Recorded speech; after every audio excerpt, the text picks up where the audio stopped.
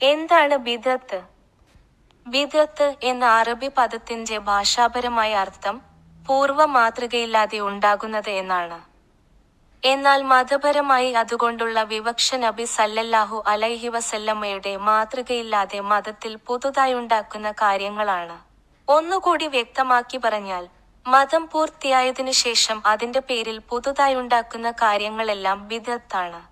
പണ്ഡിതന്മാരെല്ലാം ബിദ്അത്തിനെ നിർവചിച്ചിട്ടുള്ളതും അപ്രകാരമാണ്. ബിദ്അത്തിന്റെ നിർവചനത്തിന് ഇമാം ശാത്വിബിയുടെ വാക്കുകൾ നോക്കുക.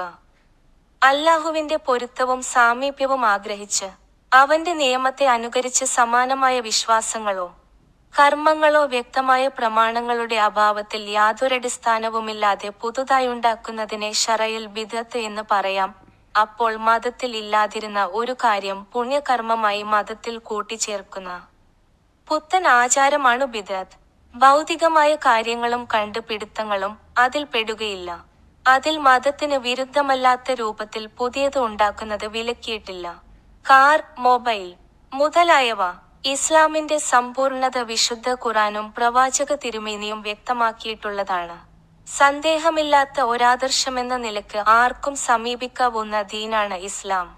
കാലഘട്ടങ്ങളുടെ മാറ്റത്തിനനുസരിച്ച് ഖണ്ഡിതമായി പഠിപ്പിക്കപ്പെട്ട ഒരൊറ്റ പാഠവും തിരുത്തേണ്ടതായോ കൂട്ടിച്ചേർക്കേണ്ടതായോ ഇസ്ലാമിലില്ല. ആരെങ്കിലും നല്ലതെന്ന പേരിൽ ഒരു ബിദ്അത്ത് ചെയ്താൽ മുഹമ്മദ് നബി സല്ലല്ലാഹു അലൈഹി വസല്ലമ തന്റെ റിസാലത്തിൽ വഞ്ചന കാണിച്ചു എന്ന് അവൻ വാദിക്കുന്നുവെന്നാണ് അതിനർത്ഥം. ഇമാം മാലിക് പറയുന്നു, വിശ്വാസിയുടെ ജീവിത ലക്ഷ്യം സ്വർഗപ്രവേശമാണ്. അതിനുതകുന്ന സകലതും പ്രവാചകന്റെ ജീവിതത്തിൽ സംയുക്തവുമാണ്. വിശുദ്ധ ഖുർആൻ അത് ഇങ്ങനെ വ്യക്തമാക്കി: തീർച്ചയായും നിങ്ങൾക്ക് അല്ലാഹുവിന്റെ ദൂതനിൽ ഉത്തമമായ മാതൃകയുണ്ട്. അതായത് അല്ലാഹുവേയും അന്ത്യദിനത്തെയും പ്രതീക്ഷിച്ചു കൊണ്ടിരിക്കുകയും അല്ലാഹുവെ ധാരാളമായി ഓർമ്മിക്കുകയും ചെയ്തു വരുന്നവർക്ക്. അഹ്സാബ് 21. ഇനി വല്ല കാര്യത്തിലും നിങ്ങൾക്കിടയിൽ ഭിന്നിപ്പുണ്ടാകുകയാണെങ്കിൽ നിങ്ങളത് അല്ലാഹുവിലേക്കും റസൂലിലേക്കും മടക്കുക. സൂറത്ത് നിസാ 59.